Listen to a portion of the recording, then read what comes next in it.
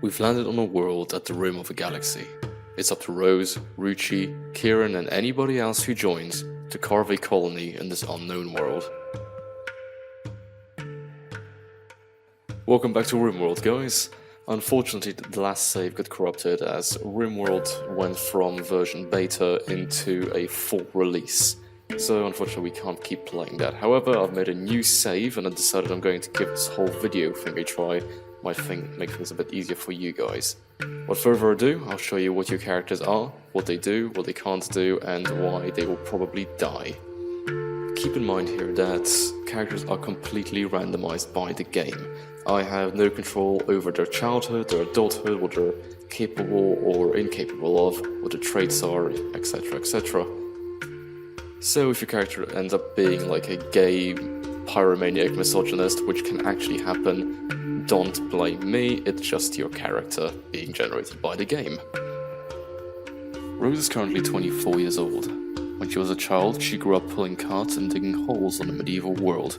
Simple manual labor is her oldest companion, along with the master's leash. She didn't learn to read until age 9. However, when she grew up, she became a revered order of martial artists, infamous both for their skill in combat and for their practice of refusing to treat their wounded. So she became Conan, essentially.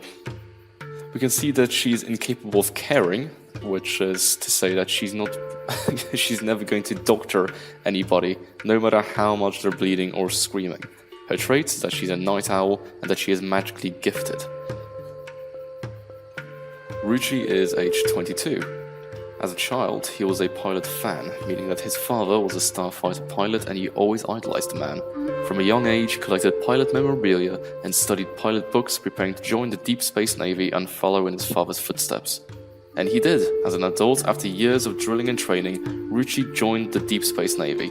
However, hundreds of combat missions later, he became bored and joined a group of pirates which welcomed him due to his piloting skills. We can see that he is also incapable of caring, meaning that poor old Kieran will have to stitch everybody back together. However, he is a fast walker, and he is an ice mage. I'm afraid Kieran's character proves that I had no control over these characters' creation. He is 45 years old, and as a child he was a sickly child. He suffered from a rare disease, quarantined in a research hospital. He had a minimal human contact and got little physical exercise. In this sterile hospital environment, he became very familiar with science and medicine. However, as he grew up, he became a taxonomist. He traveled between star systems, studying and classifying the planet and animal life he found in the hopes of creating a complete catalogue. He is incapable of being violent, probably because he was so very sickly. His traits are being pretty, a masochist, and abrasive, which is an interesting concoction of things.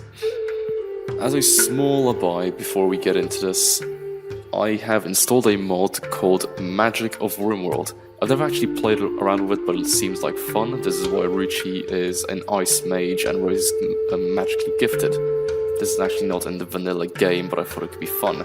Another mod that I have installed is called Genetics, and that will hopefully, if we get that far, let us mess around with the DNA of people. Like I was saying to Ruchi one day in a pub when he really cared, sorry Ruchi, I managed to modify prisoners so they would be able to milk themselves so we wouldn't have to feed them as we harvested all their organs. So yeah, it will be fun.